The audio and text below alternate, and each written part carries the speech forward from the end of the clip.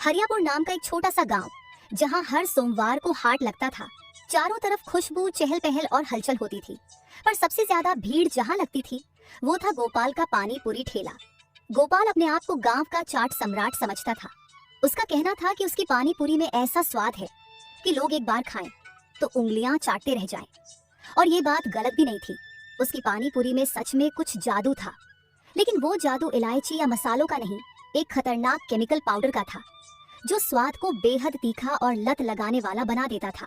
आओ आओ भाई लोग, मिर्ची मसाला पानी पूरी खाओ, मुफ्त में हंसी भी पाओ। गोपाल भाई, आज पानी में कुछ अलग ही जादू है। हाँ हाँ खाओ, ये मेरी मेहनत का फल है।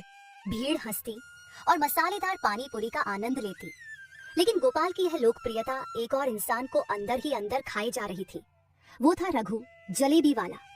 रघु का ठेला गोपाल के बगल में ही लगता था, लेकिन वहाँ सन्नाटा पसरा रहता। मेरी जलेबी भी ताजा है, घी में तली जाती है, मीठा सही मात्रा में, फिर कोई क्यों नहीं खरीदता? मेरी जलेबी भी तो गर्म है, सुनहरी है, फिर क्यों नहीं कोई आता? उदास होकर वह हर शाम अपनी बची हुई जलेबियों को उठाकर घर लौट जाता। उस दिन उसकी आंखें नम थीं। घर पहुंचते ही माँ ने उसका उतरा हुआ चेहरा देख लिया। क्या हुआ बेटा, आज भी सब जलेबी बच गया? हाँ अम्मा, कोई नहीं आया, सब गोपाल की पानी पूरी खा रहे थे। फिर रघु की माँ अंदर जाती है और किचन से एक डब्बा लेकर आती है और रघु को देते हुए कहती है, तो ये ले, तेरा नाना ये पाउडर बनाते थे, इलायची, केसर और गुलाब की खुशबू वाला। इसमें मेहनत की मिठास है, अपनी जलेबी में आज इसे मिला देना। इसकी खुशबू से ही सभी कोई तुम्हारी तरफ खींचे आ जाएंगे। रघु को एक उम्मीद की किरण मिली। वह डिब्बा लेकर अगली सुबह उठ गया। उधर गोपाल को लगने लगा था कि आज मैं इस मसाले वाले पाउडर को सारा डाल देता हूँ। आज पानी का टेस्ट और भी बढ़ जाएगा, जिससे ग्राहक मेरी तरफ खींचे आएंगे और मेरी कमाई भी अच्छी होगी। उसने पानी में डबल मात्रा में वह जहरीला पाउडर मिला दिया। उस दिन सच में गोपाल के ठेले पर पैर रखने की जगह नहीं थी। भीड़ उसे हीरो बना रही थी। गोपाल भाई, क्या बात है, आज का पानी तो अग्नि से भी तीखा और अमृत से भी मीठा है। हाँ गोपाल, मुझे 100 रुपए की पानी पूरी पैक कर देना। आज मैं तुम्हारी पानी पूरी खाकर बहुत ही खुश हुआ हूँ और शहर से मेरे बेटे बहू आए हैं, उन्हें भी मैं खिलाऊंगा। हाँ काका, अभी मैं पैक कर देता हूँ। गोपाल ने घमंड से गर्दन ऊंची की और मुस्कुरा दिया। लेकिन अगली सुबह गांव के दृश्य ही बदल चुके थे। बच्चों को उल्टियां हो रही थीं, बूढ़े पेट पकड़कर कराह रहे थे, महिलाएं सिर दर्द की शिकायत कर रही थीं।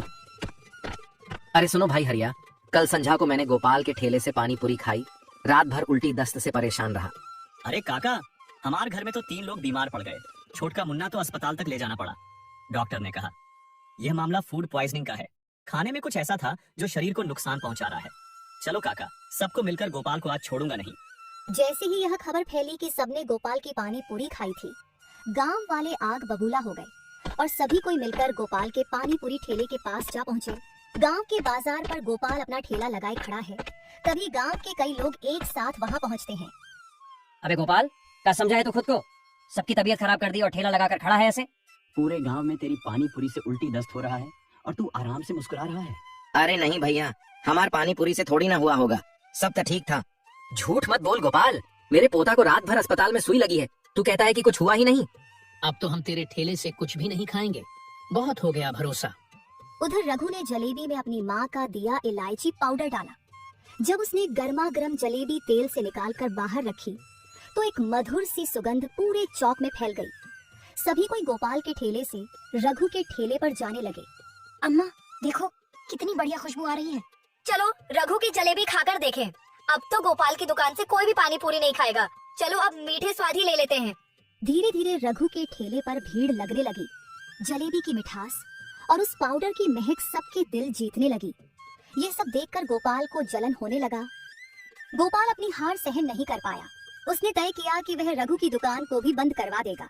उसी रात उसने उस केमिकल की दुकान पर जा पहुंचा, जहां से वह पानी पूरी मसाले में डालने वाला दवा लेता था। बोलो गोपाल भैया, कैसी रही मेरी दवा? तुम्हारी दवा से लोगों की तबीयत खराब हो गई। अरे गोपाल भाई, सब चीज का लिमिट होता है। आपको जितना बोला था आपने उतना दिया था या उसको ज्यादा डाल दिया? मैं ज्यादा अच्छा बनाने की लालच में मैंने सारे मसाले को डाल दिया था।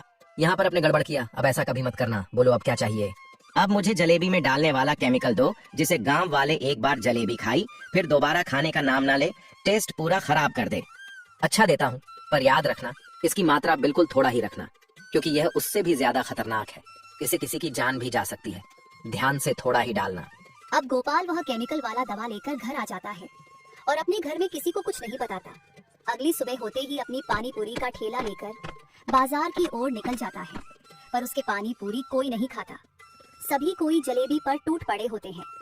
वह चुपचाप अपने ठेले के पास खड़ा होकर रघु को देखते रहता है। बस मुझे सिर्फ एक मौका मिल जाए, मैं यह केमिकल उसकी जलेबी में डाल दूंगा। पर रघु की जलेबी के ठेले पर इतनी भीड़ थी कि गोपाल को मौका ही ना मिला और वह घर लौट आया। क्या बात है जी, आजकल आप बहुत ही परेशान लग रहे हो। आपकी पानी पूरी का व्यापार ठीक से तो चल रहा है ना? हाँ, सब कुछ ठीक से चल रहा है। और देखो, मुझे परेशान ज्यादा मत करो। मुझे किसी से बात करने का मन नहीं कर रहा है। मुझे अकेला छोड़ दो। आपने सुबह से कुछ नहीं खाया है, मैं आपका खाना निकाल देती हूँ। खाना खाकर फिर आराम कर लेना। पूरे दिन ठेला लेकर खड़े रहते हो, थक भी तो जाते होंगे ना? तुम्हें एक बार कहा तो समझ में नहीं आया।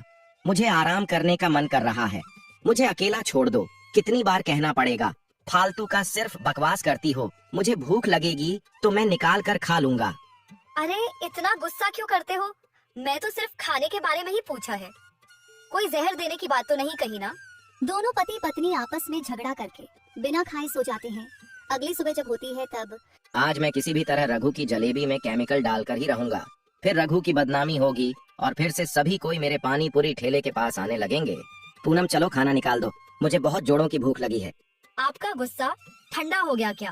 रात में बिना खाए सो जाते हो और बाहर का गुस्सा मेरे पर आकर निकालते हो और बताते भी नहीं कि क्या चल रहा है। अरे पूनम, छोड़ो। वह सभी बाहर की बातें घर में आकर अपनी पत्नी को नहीं बताना चाहिए। अच्छा ठीक है, मैं खाना निकालती हूँ। पर एक बात पूछना था, कल जो आप लाल डब्बे में लाकर रखे हो वह क्या है? वह तो पानी पूरी का मसाला वाला डब्बा नहीं दिखता है। अरे हाँ पूनम, मैं तुम्हें बताना ही भूल गया। मैं एक अच्छा और भी स्वादिष्ट पानी पूरी का मसाला का डब्बा खरीद कर लाया हूँ।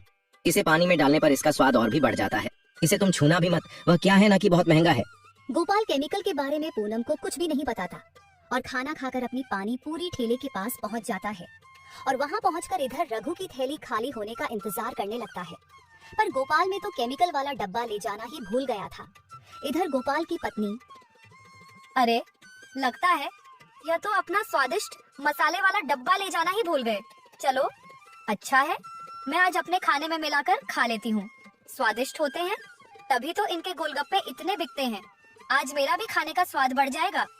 फिर गोपाल की पत्नी डब्बे में से पाउडर निकालकर अपने खाने में मिलाकर खुद खाती है और अपने बेटे राजू को भी खिलाती है। इधर गोपाल डब्बे को खोजने लगता है। फिर उसे याद आता है कि वह तो घर में ही भूल गया था। वह तुरंत घर आता है तो देखता है कि उसकी पत्नी और बच्चे दोनों बेहोश व्यवस्था में पड़े हुए हैं। ये देखकर वह डॉक्टर को बुलाता है। उनकी यह हालत जहरीले केमिकल खाने की वजह से हुआ है। यह तो अच्छा हुआ कि इन्हें होश आ गया, वरना केमिकल इतना खराब था कि इन्हें कुछ भी हो सकता था। पूनम, तुमने ऐसा क्या खा लिया कि तुम और राजू दोनों बेहोश हो पड़े? ए जी, मैं थोड़ी ना कुछ उल्टा पुल्टा खाया था। वह जो आप पानी पूरी में डालने वाला मसाला लाए थे ना, मैं उसे ही टेस्ट बढ़ाने के लिए अपने दाल में मिक्स करके खाया है। तभी डॉक्टर ने समझ गया कि यह पानी में कोई केमिकल डालकर पानी पूरी बेचता है। क्या तुम इतने जहरीले केमिकल पानी में डालते हो? यह तो बहुत खतरनाक है। इससे किसी की जान भी जा सकती है। रुको, मैं अभी पुलिस में तुम्हारी शिकायत करता हूँ। मुझे माफ कर दीजिए डॉक्टर साहब, मैं दोबारा ऐसा कभी नहीं करूंगा। फिर गोपाल ने सारी कहानी डॉक्टर को बताता है कि ये केमिकल कहाँ से वह खरीद कर लाता है और क्यों लाया था। ठीक है, मैं पुलिस को कुछ भी नहीं बताऊंगा, पर तुम गांव वालों के सामने अपनी सारी चीज कबूलोगे और उन लोगों से ही माफी मांगोगे।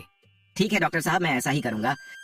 फिर डॉक्टर ने गांव के मुखिया को यह खबर पहुंचाई। जब गांव वाले ने गोपाल की इन हरकतों के बारे में पता चला तो उन्हें खून खौल उठा, क्योंकि पहले भी यह ऐसा कर चुका था। अब रघु की जलेबी पर इसकी नजर थी। मुझे माफ कर दीजिए मुखिया जी, मैं अब दोबारा ऐसा कभी नहीं करूंगा। नहीं, तुम्हारी ये हरकत माफी लायक नहीं है। गांव वालों, मारो सब इसको मिल